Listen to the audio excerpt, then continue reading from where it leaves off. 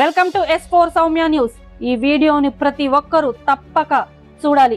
ఎవరైతే తమ సొంత ఊళ్ళని వదిలి బ్రతుకు తెరువు కోసం బయటికి వెళ్లి కష్టపడుతున్నారో వారు తమ స్థిరాచార ఆస్తులను కాపాడుకోవటానికి తప్పక చూడవలసిన వీడియో.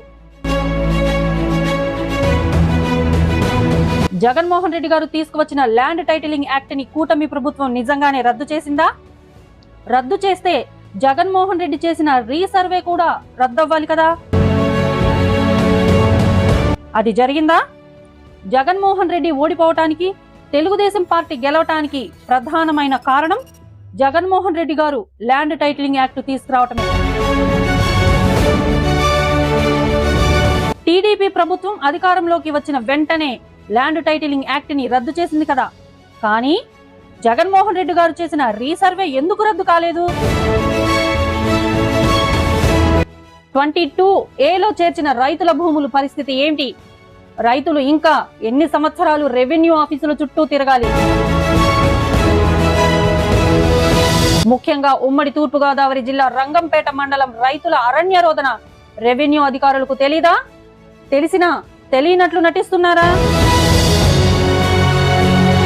చంద్రబాబు నాయుడు గారు గాని, లోకేష్ గారు పదే రెవెన్యూ యంత్రాంగాన్ని సూచనలు చేస్తున్నప్పటికీ అధికారులలో చలనం ఎందుకు లేదు? పుష్కర కాలువ రైతుల సమస్యలు ఎన్ని పుష్కరాలైతే తీరతాయి అనే అంశాలను చర్చించే ముందు మా ఛానల్ ని తప్పక సబ్స్క్రైబ్ చేసుకోండి. ఇక సబ్జెక్ట్ లోకి వెళితే, ల్యాండ్ టైటిలింగ్ యాక్ట్ గురించి, 22A నిషేధిత భూముల జాబితా గురించి నారా చంద్రబాబు నాయుడు గారు, నారా లోకేష్ గారు ఏం మాట్లాడారో ఒకసారి విందాం. ఏదైతే 22A ఎవరైనా భూమి ఉంటే దాని పక్కన 22A అని వేసేస్తే అది ప్రభుత్వ భూమి అయిపోతుంది. అక్కడి నుంచి ఎవరైతే సెటిల్మెంట్ చేసుకోవాలనుకుంటారో వీళ్ళందరూ రావడం, నెగోషియేషన్స్ మొదలు పెడతారు. లేకపోతే ఇది గవర్నమెంట్ భూమి అవుతుంది. మనం కానీ ఒప్పుకుంటే, వాళ్ళు ఒప్పుకుంటే దాన్ని ఆటోమేటిక్గా మళ్ళీ ప్రైవేట్ భూమి కింద 22A తీసేసి మళ్ళీ ప్రైవేట్ భూమి కింద సెటిల్మెంట్ చేసుకునే పరిస్థితికి వచ్చారు. అధ్యక్ష, టెక్నాలజీ కూడా చాలా ప్రమాదం. నేరస్తుల దగ్గర టెక్నాలజీ ఉంటే మొత్తం మార్చేయడం, రికార్డులు మార్చడం చాలా ఈజీగా అయిపోయే పరిస్థితి వస్తుంది. ఇప్పుడు దానికి తోడు మీరు చూస్తే అధ్యక్ష, ఇటీవల కాలంలో ఇవన్నీ కూడా సెంటిమెంట్స్ ఉంటాయి. భూమి అనేది తరతరాలుగా వారసత్వ ప్రకారం వస్తుంది. మా తాత, మా ముత్తాత ఇచ్చిన భూములు ఇప్పుడు కూడా మాకు వస్తూ ఉంటాయి ఆ కుటుంబానికి. అలాంటి భూమిలో పట్టాదారు పాస్ పుస్తకాలు ఇవ్వడం ఆనవాయితీగా పెట్టుకుంటాం, రాజముద్రేస్తాం, అంటే ప్రభుత్వ ముద్రేసిస్తాం. అలాంటిది ముఖ్యమంత్రి ఫోటో వేసుకొని పట్టాదారు పాస్ పుస్తకాలు ఇవ్వడం అంటే సెంటిమెంట్స్తో ఆడుకోవడం. ఇది ఎక్కడ చూడలేదు దేశం, ఎవ్వరూ చేయలేదు ఇంతవరకు కూడా. అలాంటివి చేశారు. అప్పటికే ప్రజల్లో చాలా కోపం ఉంది, ఆవేదన ఉంది, ఆవేశం ఉంది, ఏమీ చేయలేని పరిస్థితిలో ఉన్నారు. అయితే ఇటీవల భూ సర్వే కూడా అన్నారు. ఈ భూ సర్వే కూడా దిశ మొత్తం సెటిల్మెంట్ చేస్తామనే ఉద్దేశంతో చేసి డబ్బులైతే ఖర్చు పెట్టి ఎక్కడికక్కడ వివాదాలు పెంచారు, కానీ ఎక్కడ వివాదాలు తగ్గించే పరిస్థితి లేదు. దానిపైన కూడా నేను చాలా స్పష్టంగా చెప్పాను. హోల్డ్ చేశాం, స్టే చేశాం, ఇవన్నీ క్షుణ్ణంగా స్టడీ చేసిన తర్వాతనే చేస్తామని చాలా స్పష్టంగా హామీ ఇచ్చాం. మాట్లాడారు. కనీసం ఒక్క మాట మేము తరతరాలుగా మన ముత్తాతలో సంపాదించిన భూమి, మన తల్లిదండ్రులు సంపాదించిన భూమి, మనం రూపాయి జమ చేర్చి భూములు కొంటే ఈయనదో ఆయన భూమి ఇచ్చినట్టు పట్టాల పైన ఆయన ఫోటో. ఇప్పుడు కొత్త చట్టం తీసుకొచ్చాడు, ల్యాండ్ టైటిలింగ్ చట్టం. ఆ చట్టం ఎంత ప్రమాదం ఒక్కసారి యువత అందరూ ఆలోచించాలి. దాంట్లో మొదటిది ఒరిజినల్ దీన్ని జగన్ గారు పెట్టుకుంటాడంట, మనకి జిరాక్స్ కాపీలు ఇస్తాడంట. రెండోది ఎవరికైనా భూ వివాదం ఉంటే అధికారులు తేల్స్తారంట ఆ భూమి ఎవరిదో. మనం చూస్తున్నాం మన జిల్లా అధికారులు ఎట్లున్నారో. ఎవడు అధికారులు ఉంటే వాళ్ళు కొమ్ము కాస్తున్నారు. ఈరోజు చూస్తున్నాం పేద ప్రజలు ఇబ్బంది పడుతుంటే వాళ్ళ భూములు ఏకంగా అధికారులు పిలిపించి సెటిల్ చేపిస్తున్నారు. అందుకే చంద్రబాబు నాయుడు గారు హామీ ఇచ్చారు, ఈ చట్టాన్ని మేము అధికారంలోకి వచ్చిన రెండో సంతకం ద్వారా రద్దు చేసే బాధ్యత తీసుకుంటాం. తల్లి జగన్మోహన్ రెడ్డి గారు పదే అంటాడు, మీ బిడ్డని ముద్దులు పెడుతున్నారు, నమ్మద్దు తల్లి. రేపు గెలిచిన మీ బిడ్డని కదా, మీ భూమి నాది అంటాడు తల్లి. అందుకే ఒరిజినల్ ఆయన దగ్గర పెట్టుకుంటాడు, జిరాక్స్ విన్నారు కదా, ఇక్కడ నారా లోకేష్ గారు కానీ చంద్రబాబు నాయుడు గారు కానీ ల్యాండ్ టైటిలింగ్ యాక్ట్ గురించి, దానివల్ల వచ్చే కష్టాలు నష్టాలు గురించి ప్రజలకు ఏ విధంగా వివరించారో. పాస్ పుస్తకాల మీద జగన్ ఫోటో ఉండటాన్ని, హద్దురాళ్ల మీద కూడా జగన్ ఫోటో ఉండటాన్ని, ఒక చిన్న భూతగాదాన్ని క్రియేట్ చేసి దానిని సాకుగా చూపి ఆ భూములు తీసుకెళ్లి 22A నిషేధిత భూముల జాబితాలో చేర్చే విధానాన్ని ప్రజలకు వివరించి ఒక పెను ఉపద్రవం నుంచి రాష్ట్రాన్ని కాపాడారు. 22A నిషేధిత భూముల గురించి చాలా మందికి తెలియకపోవచ్చు.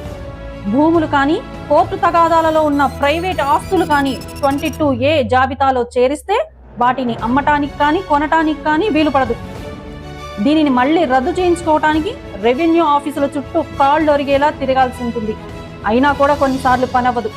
వాళ్ళకి అందవలసిన ముడుపులు అందినప్పుడో లేదా ఎన్నో సంవత్సరాలు గడిచినప్పుడో పని అవుతుంది. మనం ఇంతకు ముందు చూసిన వీడియోలో చంద్రబాబు నాయుడు గారు చెబుతూ 3 లక్షల అర్జీలు విచారణ దశలో ఉన్నాయి, అందులో 90,000 అర్జీలు ట్రేస్ అవుట్ చేసి సాల్వ్ చేశామని చెప్పారు. ఇది చెప్పి కూడా సంవత్సర కాలం దాటిపోయింది. మరలా డిసెంబర్ 10వ తారీఖు 2025న చంద్రబాబు నాయుడు గారు ఒక సంవత్సరం లోపల రెవెన్యూ శాఖలకు సంబంధించిన సమస్యలన్నీ సాల్వ్ చేయాలని ఆయా అధికారులకు దిశానిర్దేశం చేశారు. ఇప్పటికీ దాదాపుగా కూటమి ప్రభుత్వం అధికారంలోకి వచ్చి 1.5 సంవత్సరం గడిచిపోయింది. మరో సంవత్సర కాలంలో ఈ సమస్యలు సాల్వ్ అవ్వాలి అని అంటున్నారు. అప్పటికి 2.5 సంవత్సరాలు గడిచిపోతుంది. అది కూడా చంద్రబాబు గారు చెప్పినట్లు సంవత్సర కాలంలో పూర్తి చేస్తే, లేని పక్షంలో ఇంకో సంవత్సరం పట్టొచ్చు. ఈ లోపల ఎలక్షన్ ఇయర్ వచ్చేస్తుంది. అప్పుడు మరలా మేము అధికారంలోకి వచ్చిన తర్వాత అని చెప్తే ప్రజలు నమ్ముతారా? ఏ ల్యాండ్ టైటిలింగ్ యాక్ట్ అయితే చంద్రబాబు గారు అధికారంలోకి రావడానికి ఉపయోగపడిందో దానిని నెగ్లెక్ట్ చేయడం అనేది సరైన నిర్ణయం కాదు, సరైన పద్ధతి కాదు. యాక్ట్ని రద్దు చేస్తున్నాం అని ప్రకటించి మమా అనిపించుకోవటం వల్ల ఉపయోగం ఏమీ లేదు. జగన్మోహన్ రెడ్డి గారు ల్యాండ్ టైటిలింగ్ యాక్ట్ని అక్టోబర్ 31, 2023న తీసుకొచ్చారు. అంతా 7-8 నెలల్లో రాష్ట్ర వ్యాప్తంగా దాదాపుగా 5,70,000 ఎకరాల భూమిని వివిధ కారణాలు చెబుతూ 22A కింద చేర్చేశారు. అంటే దీని వలన ప్రత్యక్షంగా దాదాపుగా 6 లక్షల కుటుంబాలు ప్రాబ్లమ్స్ ని ఫేస్ చేస్తున్నాయి. పరోక్షంగా మరో 10 లక్షల కుటుంబాలు ఎఫెక్ట్ అయి ఉన్నాయి. రీసర్వే వల్ల దాదాపుగా 10 నుంచి 16 లక్షల కుటుంబాలు ఈ యాక్ట్ కింద ఎఫెక్ట్ అయి ఉన్నాయి. అంటే దాదాపుగా 60 లక్షల ఓట్లు అన్నమాట. ఆంధ్రప్రదేశ్లో మొత్తం ఓట్లు 4,20,00,000 మంది అయితే దాదాపుగా 60 లక్షల మంది ఈ రీసర్వే వల్ల, ఈ 22A వల్ల ఎఫెక్ట్ అయి ఉన్నారు. దీన్ని బట్టి ఈ అంశం అనేది ఎలక్షన్స్ లో ఎంత ఇంపాక్ట్ చేస్తుందో అని గుర్తించాలి. జగన్మోహన్ రెడ్డి గారి హయాంలో ఆఖరి 8-9 నెలల్లోనే ల్యాండ్ టైటిలింగ్ యాక్ట్ ని తీసుకురావటం, రీసర్వే చేయటం, ఎక్కడెక్కడైతే భూములు అధిక ధరలు పలుకుతాయో ఆయా ప్రాంతాలలో ఏదో ఒక కారణంతో భూములను 22Aలో చేర్చడం జరిగింది. మేము మొదటి నుంచి చెప్పినట్లుగా ఏ మీడియా చూపించిన సమస్యలే మేము ప్రభుత్వం దృష్టికి తీసుకువస్తాం. గత 2-3 రోజులుగా వివిధ దినపత్రికల్లో రెవెన్యూ డిపార్ట్మెంట్ సరిగ్గా పనిచేయటం లేదని కథనాలు రావటం జరిగింది. దీనిపై స్పందించిన ముఖ్యమంత్రి నారా చంద్రబాబు నాయుడు గారు యథావిధిగా రెగ్యులర్ గా చెప్పినట్లే సంవత్సరం లోపల అన్నీ సరిచేయాలని చెప్పి చేతులు దులిపేసుకున్నారు. ఏ ప్రాంతాలలో ఏ సమస్యలతో ప్రజలు ఇబ్బంది పడుతున్నారు, ఎలాంటి రెవెన్యూ సమస్యలను ప్రజలు ఎదుర్కొంటున్నారు అన్నది ఏ వార్తా దినపత్రికల్లో కానీ ఏ మీడియాలో చెప్పటం లేదు. అన్ని సమస్యలను ఒకే ఘాటికి కట్టేసి చెబుతున్నారు. అందుకే మా S4 సౌమ్య న్యూస్ అనేది మాకు చేతనైనంత వరకు గ్రౌండ్ లెవెల్లోకి వెళ్ళి ఏ సమస్యలు ఏ ప్రాంతాలలో ఉన్నాయి అని తెలుసుకొని ప్రభుత్వం దృష్టికి తీసుకువెళ్లేందుకు మా ప్రయత్నం చేస్తున్నాం. మీకు కూడా మీ ప్రాంతాలలో ఎలాంటి సమస్యలు ఉన్నా మా దృష్టికి తీసుకురండి. అందులో భాగంగానే ఉమ్మడి తూర్పుగోదావరి జిల్లా రంగంపేట మండలం కానీ చూస్తే, ఈ మండలంలో జగన్మోహన్ రెడ్డి గారి హయాంలో ల్యాండ్ టైటిలింగ్ యాక్ట్ ని వచ్చిన తర్వాత 2023లో కొన్ని గ్రామాల్లో రీసర్వే చేయడం జరిగింది. రీసర్వే ద్వారా ఈ మండలంలోని కొన్ని వేల ఎకరాల రైతుల భూములను పోరంబోకు భూములుగా చూపిస్తూ 22Aలో చేర్చడం జరిగింది. అదేమిటి అని ప్రశ్నించిన రైతులకు రెవెన్యూ అధికారులు చెప్పిన సమాధానం ఏమిటంటే, మీ భూములు గతంలోనే పుష్కర కాలువ నిమిత్తం ప్రభుత్వం తీసుకోవటం జరిగింది, అందుకే ఆ భూములను పోరంబోకు భూములుగా చేర్చాము అని సమాధానం చెబుతున్నారు. ఇది శుద్ధ అబద్ధం. పుష్కర కాలువ నిమిత్తం ఇచ్చారు, పోలవరం కాలువ నిమిత్తం ఇచ్చారు అని కుంటి సాకులు చెబుతున్నారు. కానీ మనం రైతుల వద్ద ఉన్న పాస్ పుస్తకాలను కానీ గమనిస్తే పుష్కర కాలువ ఎంత భూభాగంలో అయితే వెళుతుందో దానిని వారి యొక్క పాస్ పుస్తకాల నుంచి మినహాయించడం జరిగింది. దాని నిమిత్తం గతంలోని ప్రభుత్వం రైతులకు పరిహారం కూడా చెల్లించడం జరిగింది. ఇప్పుడు కొత్తగా మిగిలిన భూములనే పోరంబోకు భూములుగా చెప్పటం వెనుక ఉద్దేశం ఏమిటి అని గాని మనం చూస్తే దీని వెనుక ఒక భారీ కుట్ర దాగి ఉంది. ఈ రంగంపేట మండలం అనేది బాగా ప్రైమ్ ఏరియా. ఈ మండలం NH-16 చెన్నై టు కలకత్తా జాతీయ రహదారికి అతి సమీపంలో విస్తరించి ఉంటుంది. అదే విధంగా కాకినాడ పోర్టుకి NH-16 కి అనుసంధానం చేస్తూ ADB ఏషియన్ డెవలప్మెంట్ బ్యాంక్ వారి సహకారంతో 2014 టు 2019 చంద్రబాబు నాయుడు పాలనలో రోడ్డు ఎక్స్టెన్షన్ వర్క్ శాంక్షన్స్ అయ్యాయి. ఈ రోడ్డు రాజానగరం వద్ద మొదలై కాకినాడ వెళ్లి మరలా కాకినాడ నుంచి కత్తిపూడి వద్ద NH-16 లో కలవడం జరుగుతుంది. ఈ రోడ్డుని అక్కడ ప్రజలు ADB రోడ్డుగా కూడా పిలుచుకుంటారు. ఈ ADB రోడ్డు వెళ్లి కాకినాడ వద్ద 516F లో కలుస్తుంది. ఈ రంగంపేట మండలం ADB రోడ్డుకి ఇరువైపులా విస్తరించి ఉండటం, అలాగే నేషనల్ హైవేకి దగ్గరగా ఉండటం వలన ఈ మండలంలోని భూములకి మంచి డిమాండ్ ఏర్పడింది. అందుకే గత ప్రభుత్వం రీసర్వే పేరుతో పోలవరం కాలువ, పుష్కర కాలువ అంటూ కుంటి సాకులు చెబుతూ 1000 ఎకరాలను 22A చేర్చారు. ఇంతకు ముందు చంద్రబాబు నాయుడు గారు చెప్పినట్లు మన సొంత ఆస్తులు మనం అమ్ముకోవాలన్నా, పెళ్లిళ్లకి కట్న కానుకలుగా ఇద్దామన్నా రెవెన్యూ అధికారుల చుట్టూ ప్రదీక్షణాలు చేయవలసిన దుస్థితి వచ్చింది. చంద్రబాబు గారు, లోకేష్ గారు సత్వరమే లక్షల కోట్ల పెట్టుబడులు, 1000 కోట్ల పెట్టుబడులు తీసుకురావాలి అనే అంశాలను ప్రస్తుతానికి కొద్దిగా పక్కన పెట్టి ఈ 22A అనే అంశం మీద బలంగా దృష్టి పెట్టవలసిన అవసరం ఎంతైనా ఉంది.